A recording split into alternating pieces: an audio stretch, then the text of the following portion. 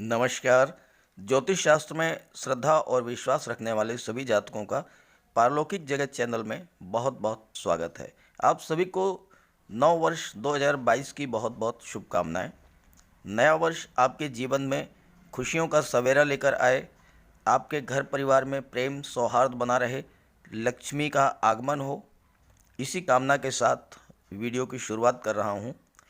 इस वीडियो में हम बात करेंगे तुला राशि के जातकों के लिए वर्ष 2022 किन किन खुशियों की सौगात लेकर के आया है।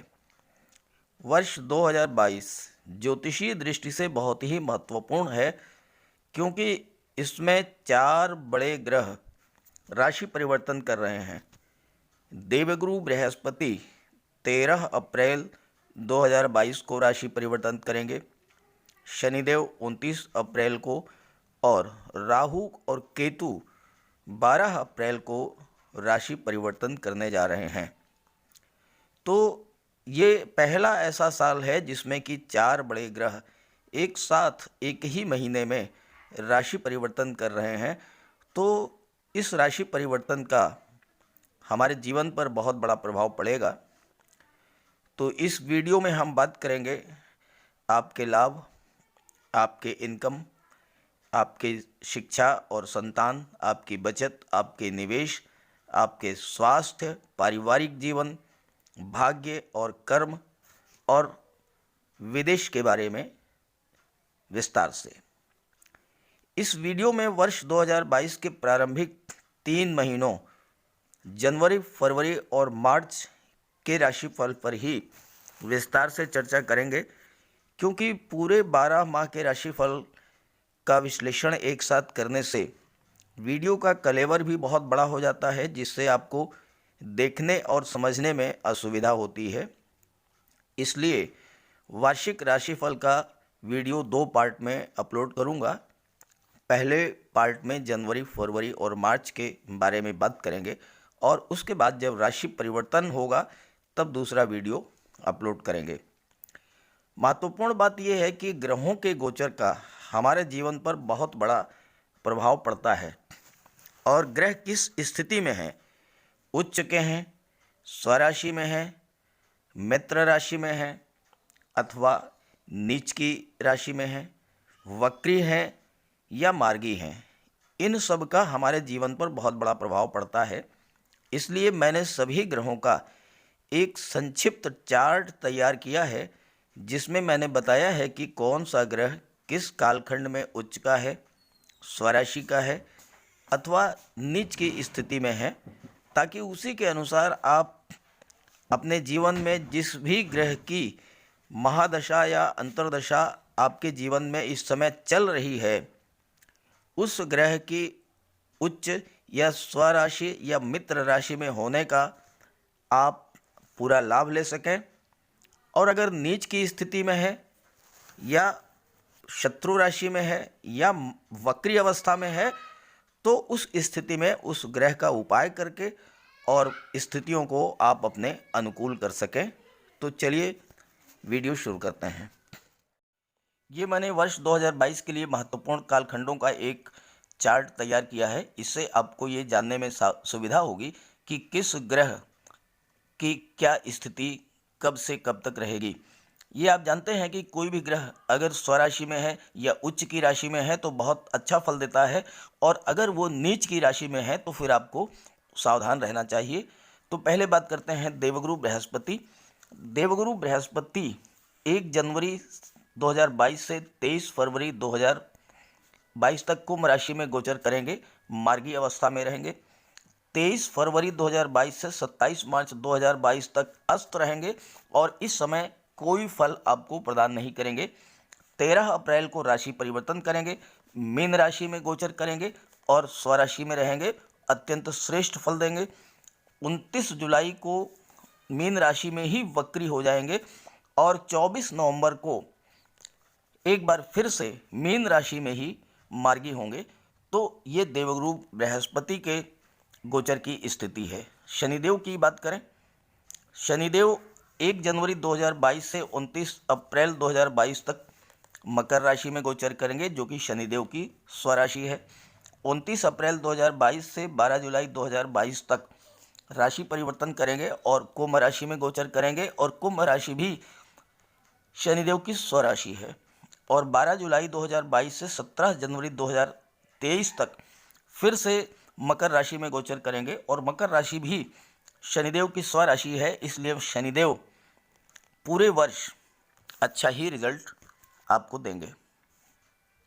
राहु और केतु की बात करें तो राहु 12 अप्रैल को मेष राशि में गोचर करेंगे और केतु 12 अप्रैल को तुला राशि में गोचर करेंगे राशि परिवर्तन करके। मंगल का गोचर आपके लिए बहुत ही अच्छा रहेगा। मंगल 26 फरवरी 2022 से 7 अप्रैल 2022 तक मकर राशि में रहेंगे। और मकर राशि में मंगल उच्च के होते हैं और उच्च की स्थिति में मंगल बहुत बड़ा लाभ देते हैं।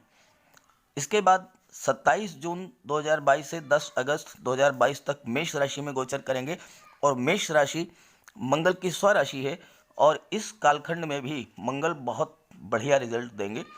तो इस तरह से मंगल का गोचर 2022 में बहुत अच्छा रहने वाला है, क्योंकि मंगल नीच की स्थिति में नहीं आएंगे। मकर राशि में जब गोचर करेंगे 26 फरवरी से 7 अप्रैल तो उच्च के होंगे, बहुत अच्छा रिजल्ट देंगे।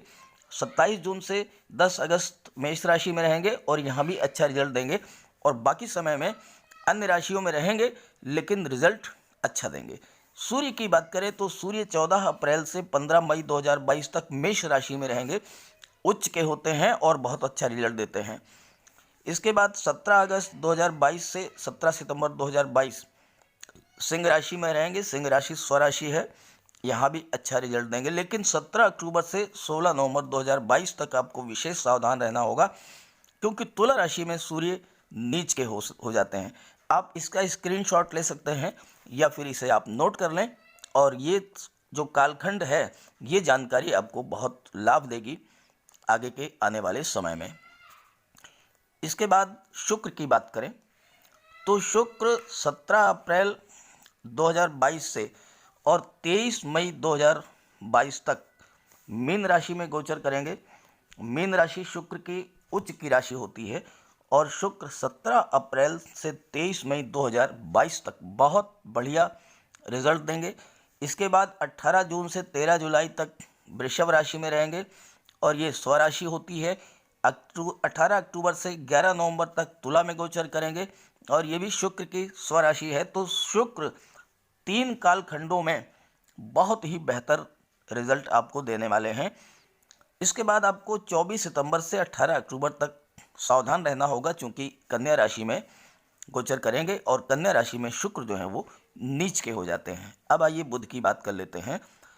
तो बुध का गोचर 24 मार्च से 8 अप्रैल 2022 तक ये मीन राशि में रहेगा। तो बहुत छोटा सा कालखंड है, केवल 15 दिन का। यहाँ पर आपको सावधान रहना होगा, विशेष ध्यान रखना होगा, बुध का उपाय करना होगा। इसके बाद 2 जुलाई से 17 जुलाई तक मिथुन राशि में रहेंगे, स्वराशि है, यहाँ बहुत अच्छा रिजल्ट देंगे।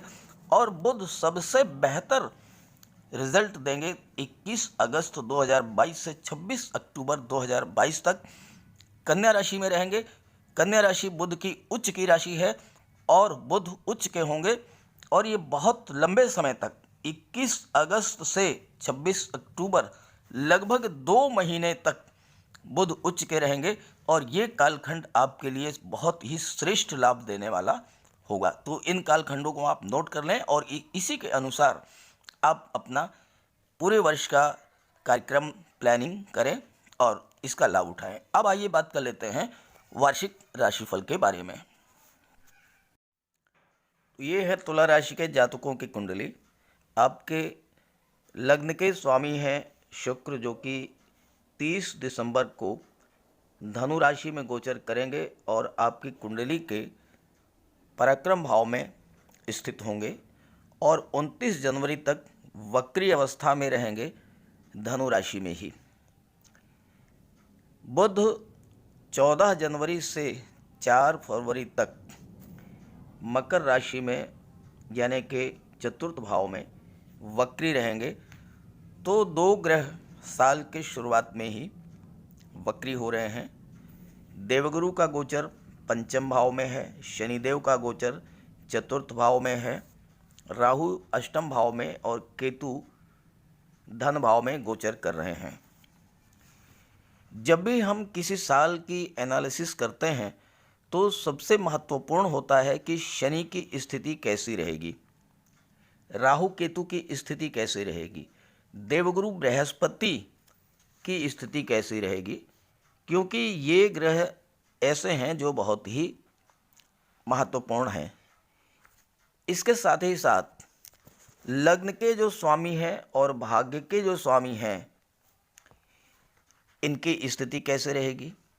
आपके लिए लग्न के स्वामी शुक्र हैं और भाग्य के स्वामी जो हैं वो बुध हैं और जनवरी के महीने में दोनों ही वक्री हैं। अगर हम शनि की स्थिति को देखें और 2021 से कंपेयर करें तो आप देखेंगे कि कुछ बेहतर होने जा रहा है। आपकी शनि की ढैया चल रही है, वो 2022 में हट जाएगी, तो इस तरह से शनि की स्थिति बेहतर हो रही है। देवगुरु की बात करें तो देवगुरु अप्रैल तक पंचम भाव में गोचर करेंगे और बहुत ही अच्छी स्थिति में रहेंगे। उसके बाद वो छठे भाव में गोचर करेंगे। देवगुरु का गोचर छठे भाव में बहुत अच्छा तो नहीं माना जाता है, लेकिन शत्रुओं का विनाश तो करेंगे ही। विदेश यात्राएं करा सकते हैं, धन की भी प्राप्ति होगी, क्योंकि कोई भी ग्रह जब अपनी ही राशि में गोचर करता है तो वो एक एक्सेप्शनल केस होता है, एक योग बनता है। स्वराशि में गोचर करेंगे अप्रैल में, तो भले ही छठे भाव में गोचर करें लेकिन अपनी ही राशि में हैं और देवगुरु अपने आप में नैसर्गिक रूप से शुभ ग्रह हैं, तो अच्छा ही करेंगे। राहु का गोचर अष्टम भाव में है और राहु का गोचर अष्टम भाव में बहुत अच्छा नहीं माना जाता है और 2022 में इसमें भी सुधार आएगा। 12 अप्रैल को राहु का गोचर सप्तम भाव में होगा और सप्तम भाव में राहु मेष राशि में ठीक फल देते हैं। बहुत अच्छा तो नहीं, लेकिन पिछले साल से बेहतर हैं और उसको हम और भी बेहतर बना सकते हैं, क्योंकि मानव जीवन कर्म प्रधान है। कर्म प्रधान विश्व रचि राखा, जो जस करिए सो तस फल चाखा। तो हम अपने प्रयासों से, उपायों से उसको और भी बेहतर बना सकते हैं। जिन जिन महीनों में बुध और शुक्र अच्छे रहेंगे, चूँकि आपके लग्न के स्वामी है शुक्र और भाग्य के स्वामी है बुध, तो निश्चित रूप से वो महीने बहुत अच्छे रहेंगे। जैसे कि जनवरी से मार्च का समय बहुत अच्छा रहेगा, मध्य जुलाई से अगस्त का समय बहुत अच्छा रहेगा। मैंने इसीलिए शुरू में ही चार्ट बना दिया है, आप उसको देख करके उसका लाभ ले सकते हैं। पद, प्रतिष्ठा, सम्मान, समृद्धि, इन सब के लिए बढ़िया रहेगा। और इसी तरह से 18 अक्टूबर से 11 नवंबर का भी समय बहुत बढ़िया रहेगा। भाग्य के मामले में 24 मार्च तक बहुत अच्छा रहेगा। बस ये देखना है कि आपके जीवन में महादशा किसकी चल रही है। अगर बुध की चल रही है तो 8 अप्रैल से 25 अप्रैल का समय बहुत अच्छा रहेगा। तो ये है कुल मिलाकर के ग्रह स्थितियाँ। अब आइए बात करते हैं जनवरी के राशिफल के बारे में। चलिए बात करते हैं जनवरी 2022 की। 29 जनवरी तक आपके लग्न के स्वामी जो कि शुक्र हैं वो वक्री रहेंगे, और जब लग्नेश वक्री हो तो थोड़ा संभल करके चलना होता है। मान सम्मान का ध्यान रखें, महिलाओं का सम्मान करें, माता लक्ष्मी की उपासना करें और साथ ही साथ साल की शुरुआत में कुछ नया एकदम से ना करें।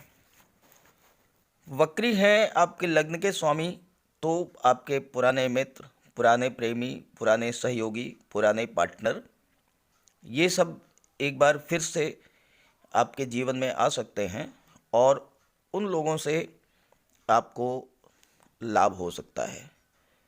शुक्र धनु राशि में ही रहेंगे आपके पराक्रम भाव में। यात्राएं आप कर सकते हैं, विदेश शिक्षा के लिए, हायर एजुकेशन के लिए स्थितियां आपके पक्ष में हैं और शुक्र की दृष्टि भाग्य भाव पर है और लग्न के स्वामी भाग्य भाव को देख रहे हैं, तो आप अपना भाग्य खुद बनाएंगे। वैसे भी भाग्य का सपोर्ट हो भी तो भी परिश्रम तो करना ही पड़ेगा। हाँ, ये हो सकता है कि कार्य करने के लिए आपको कोई अपॉर्चुनिटी प्राप्त हो और आप उसका लाभ ले लें।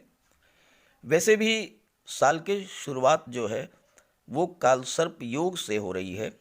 हालांकि तुला राशि के जातकों पर विशेष प्रभाव नहीं पड़ेगा, क्योंकि तुला राशि के जातक अपने आप में इतने स्ट्रांग होते हैं कि वो कठिन से कठिन परिस्थिति को अपने पक्ष में कर लेते हैं।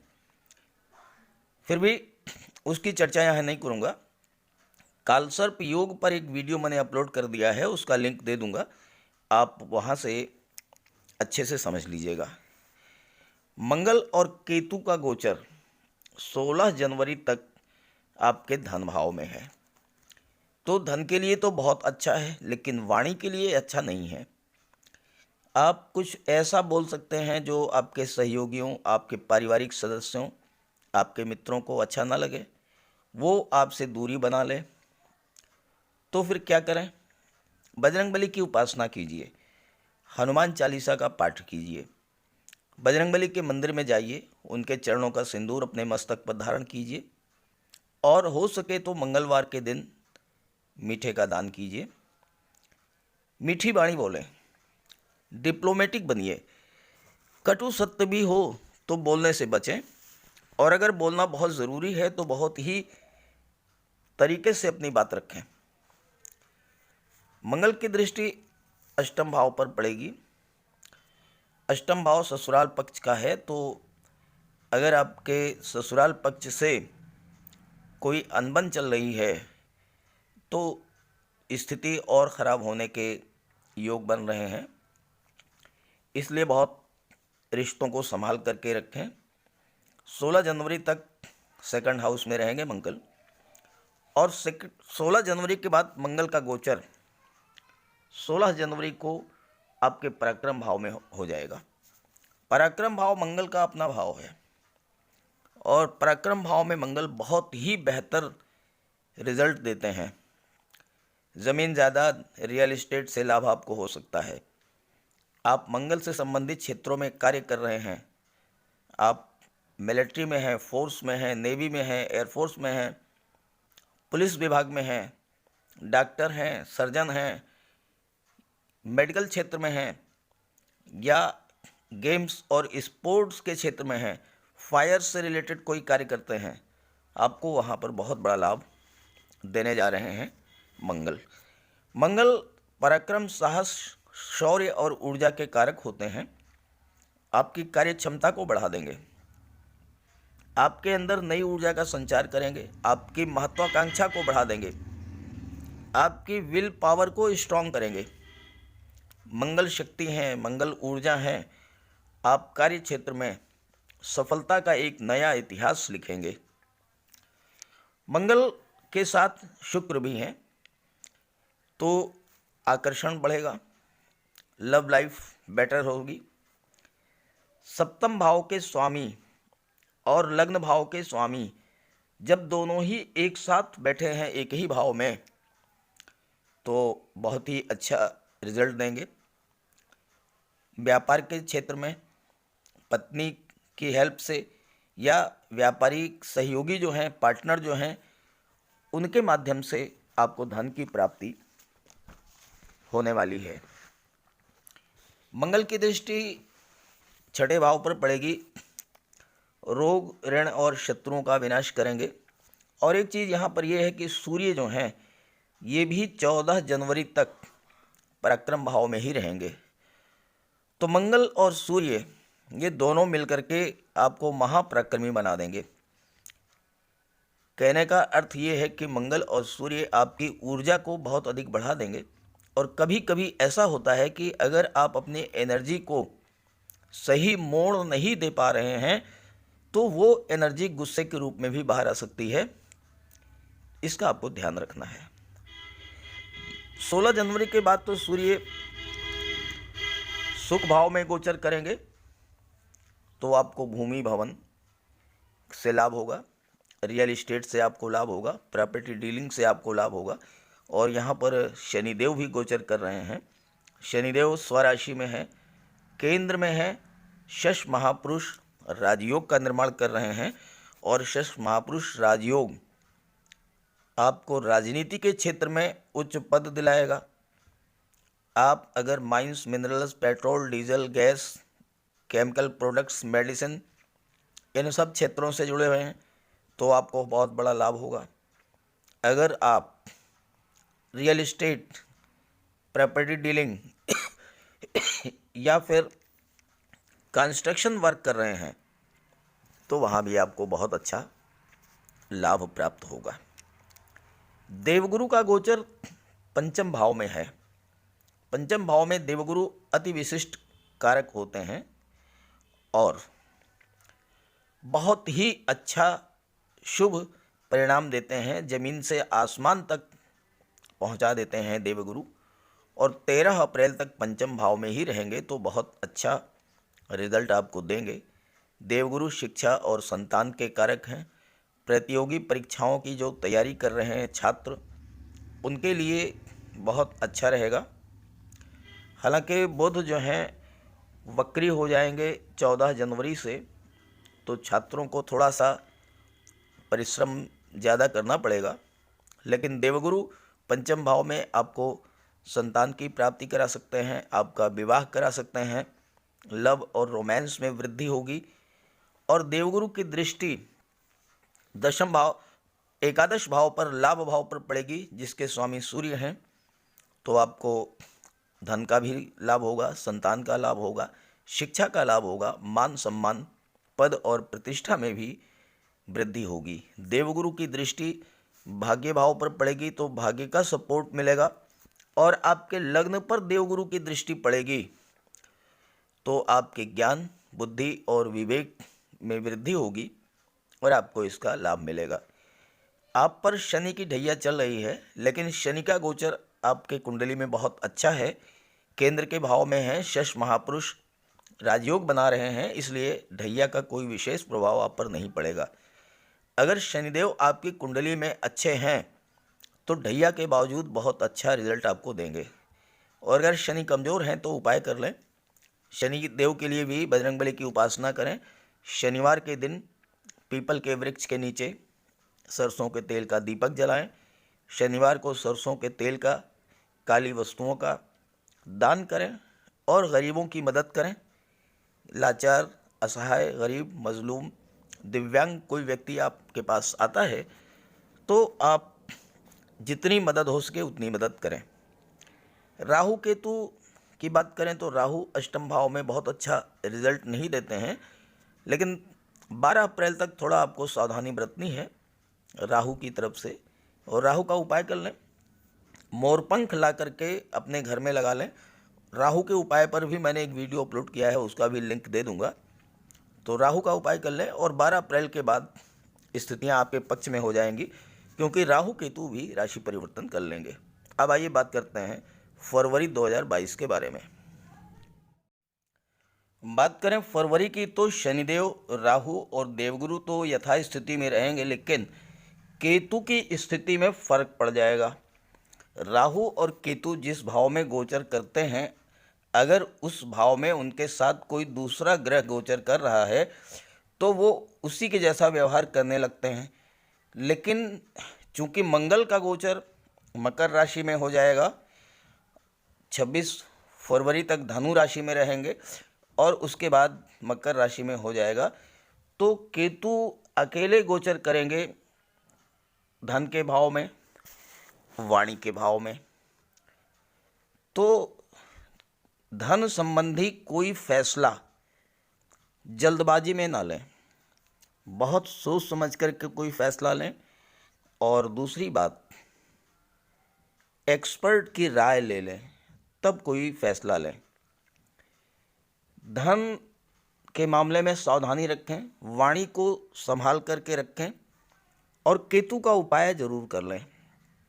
फरवरी के महीने में गणेश जी की उपासना करें, मछलियों को दाना डालें। आपके आसपास में गाय, कुत्ते या कौवे, इन्हें आप भोजन दें तो केतु बहुत अच्छा रिजल्ट देंगे। केतु आकस्मिकता के कारक होते हैं, तो आकस्मिक रूप से आपको प्रबल धन लाभ करा सकते हैं, लेकिन केतु का उपाय जरूर करें। मंगल 26 फरवरी तक धनु राशि में ही रहेंगे और 26 फरवरी के बाद मकर राशि में गोचर करेंगे। तो फरवरी में कोई विशेष परिवर्तन नहीं होगा, वही स्थिति रहेगी जो जनवरी में रही। सूर्य की अगर हम बात करें तो सूर्य 13 फरवरी को आपके कुंडली के पंचम भाव में गोचर करेंगे। यहाँ पर देवगुरु का भी गोचर है और बुध का भी गोचर है। पंचम भाव में सूर्य और बुध का गोचर, देवगुरु का गोचर बहुत ही श्रेष्ठ फल देने वाला है। सूर्य कुंभ राशि में गोचर करेंगे और अपनी ही राशि पर दृष्टि डालेंगे, एकादश भाव पर दृष्टि डालेंगे सिंह राशि पर, तो धन के मामले में बहुत अच्छा रिजल्ट देंगे। सूर्य हैं, देवगुरु हैं, दोनों एक साथ हैं, बुध भी हैं, तो शासन प्रशासन, राजनीति के क्षेत्र में, प्रतियोगी परीक्षाओं के क्षेत्र में बहुत अच्छा आपको लाभ देंगे।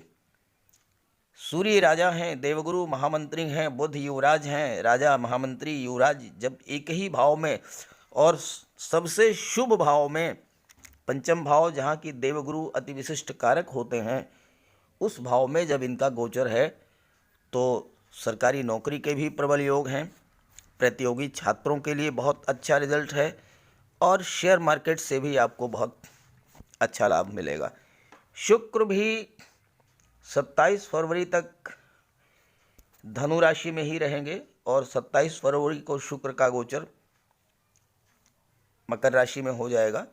तो मार्च के महीने के लिए बात करेंगे, शुक्र और मंगल और शनि तीनों ही चतुर्थ भाव में रहेंगे।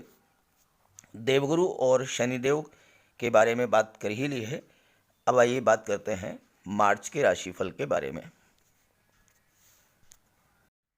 मार्च 2022 के महीने में राहु, केतु, शनि और देवगुरु की स्थिति तो वही रहेगी और वैसा ही रिजल्ट देंगे जैसा कि उन्होंने जनवरी फरवरी में रिजल्ट दिया है, लेकिन मंगल बहुत ही श्रेष्ठ फल देने वाले हैं। मंगल का गोचर 26 फरवरी तक धनु राशि में रहेगा और 26 फरवरी को मंगल का गोचर मकर राशि में होगा, आपके कुंडली के चतुर्थ भाव में, और मंगल 7 अप्रैल तक मकर राशि में ही रहेंगे। मकर राशि में मंगल उच्च के होते हैं और यहाँ पर मंगल केंद्र के भाव में है, तो रोचक महापुरुष राजयोग का भी निर्माण कर रहे हैं और ये राजयोग 27 फरवरी से 7 अप्रैल तक बनेगा और आपको बहुत अच्छा रिजल्ट देंगे। मंगल सप्तम भाव के स्वामी हैं और राजयोग का निर्माण कर रहे हैं, चतुर्थ भाव में गोचर कर रहे हैं मकर राशि में। तो पति पत्नी, प्रेमिका प्रेमी, मित्र या आपका जो भी नेटवर्क सर्किल है, ये इन सब से आपके संबंध बहुत अच्छे रहेंगे और संबंधों का लाभ आपको मिलेगा। मंगल भूमि के कारक हैं, राजयोग का निर्माण कर रहे हैं, तो आपके लिए घर, वाहन, बंगला, भूमि, भवन ये सब खरीदने का योग बनेगा मार्च के महीने में। अगर जन्म पत्री में आपके मंगल की स्थिति स्ट्रॉन्ग है तो बहुत ही अच्छा रिजल्ट देंगे उच्च के मंगल। अगर कमज़ोर हैं तो मंगल का उपाय करें, बजरंगबली की उपासना कर लें, उनके मंदिर में जाएं, उनके चरणों का सिंदूर अपने मस्तक पर धारण करें। अगर आप पहले से ही उपासना करते हैं तो फिर कहना ही क्या, बहुत अच्छा रिजल्ट देंगे, क्योंकि भक्ति से ही कर्म करने की शक्ति प्राप्त होती है। इस गोचर काल में जब तक मंगल उच्च के हैं, अगर आपको संतान का लाभ होता है तो वो संतान जन्म से ही अपने साथ भूमि, भवन, वाहन, प्रॉपर्टी ये सब लेकर के आएगी और उसके जन्म लेते ही आपकी भाग्योन्नति होगी। रोचक राजयोग आपको रियल एस्टेट में सफलता दिलाएगी, प्रॉपर्टी डीलिंग के क्षेत्र में सफलता दिलाएगी। आप सेना में उच्च अधिकारी हो सकते हैं, पुलिस विभाग में उच्च अधिकारी हो सकते हैं और गेम्स स्पोर्ट्स के क्षेत्र में नई नई उपलब्धियां आपको प्राप्त होंगी। चिकित्सा जगत से जुड़े हैं तो सर्जरी के क्षेत्र में आप नाम और यश प्राप्त करेंगे। शेयर मार्केट से, स्टॉक मार्केट से आपको लाभ होगा। माता से, मातृभूमि से, भाई बहनों से आपको लाभ होगा। हालांकि मंगल के साथ शनि भी हैं तो एक साथ दो दो राजयोग बन रहे हैं। शनि भी राजयोग बना रहे हैं और मंगल भी राजयोग बना रहे हैं। तो मंगल और शनि का योग आपको बहुत अच्छा रिजल्ट देगा। ये हो सकता है कि माता और मातृभूमि से दूरी बने, यानी आप नौकरी के सिलसिले में या व्यापार व्यवसाय के सिलसिले में आप घर से बाहर जा सकते हैं। और लग्न के स्वामी शुक्र जो हैं वो भी 27 फरवरी तक धनु राशि में रहेंगे और उसके बाद शुक्र का गोचर जो है आपकी कुंडली के चतुर्थ भाव में ही होगा और 31 मार्च को शुक्र का गोचर पंचम भाव में होगा। तो शुक्र का गोचर चतुर्थ भाव में, मित्र की राशि में, शनि की राशि में और शनि के साथ बहुत अच्छा रिजल्ट देते हैं। धन, वैभव, ऐश्वर्य और सुख इन सब के कारक होते हैं शुक्र। शुक्र आकर्षण के कारक होते हैं। पति पत्नी के बीच आकर्षण बढ़ेगा। लव मैरिज का योग बन रहा है, नए मित्र बनेंगे और शुक्र आपको धन का लाभ भी दिलाएंगे। विशेष करके कला के क्षेत्र में आप अगर संगीत, नृत्य, वादन, लेखन या ड्राइंग, पेंटिंग या फिल्म इंडस्ट्री, सोशल मीडिया या फिर टीवी सीरियल्स, इन सब क्षेत्र में जुड़े हुए हैं तो आपको बहुत बढ़िया रिजल्ट देंगे। कुल मिलाकर के मंगल, शनि और शुक्र का जो योग है ये मार्च के महीने में आपको बहुत बड़ा लाभ देने वाला है। बहुत बड़ी उपलब्धियां आपके जीवन में आएंगी। बुध की बात करें तो बुध का गोचर पंचम भाव में रहेगा और वो भाग्य भाव के स्वामी अगर पंचम भाव में गोचर करें तो शिक्षा के लिए बहुत बेहतर रहेगा। बुध 12वें भाव के स्वामी हैं, इसलिए शिक्षा और संतान पर आप धन भी खर्च करेंगे। हायर एजुकेशन के लिए या बच्चे का एडमिशन किसी भी टेक्निकल कोर्स के लिए, मेडिकल क्षेत्र में या मैनेजमेंट के क्षेत्र में या बीएड के क्षेत्र में या फिर किसी और क्षेत्र में आप बच्चों के ऊपर धन का खर्च करेंगे और उससे आपकी संतान को लाभ होगा।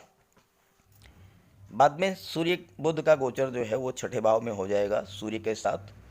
सूर्य 15 मार्च को छठे भाव में गोचर करेंगे। इसके पहले 15 मार्च तक पंचम भाव में ही गोचर करेंगे और यहाँ पर गुरु के साथ सूर्य और बुध हैं तो मैंने बताया जैसा कि फरवरी वाले पार्ट में आपको बहुत अच्छा रिजल्ट देंगे।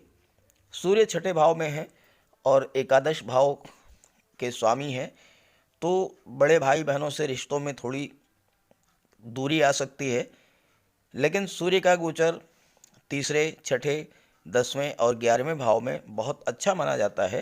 तो सूर्य शत्रुओं का भी विनाश करेंगे, आपके रास्ते में आने वाले विघ्न बाधाओं को भी दूर करेंगे और चूंकि लाभ भाव के स्वामी हैं तो आपको धन का भी प्रबल लाभ दिलाएंगे और सरकारी नौकरी के भी योग बनते हैं। तो इस तरह से मैंने जनवरी, फरवरी और मार्च का विश्लेषण कर दिया है। ये वीडियो अच्छा लगे तो अपने साथियों को भी शेयर कीजिएगा। अप्रैल से दिसंबर का दूसरा वीडियो मैं बाद में अपलोड करूँगा, उसे भी आप देखिएगा। तो सभी ग्रहों की दृष्टि आप पर, कृपा दृष्टि आप पर बनी रहे, इसी भावना के साथ आप सभी का बहुत बहुत धन्यवाद। नमस्कार।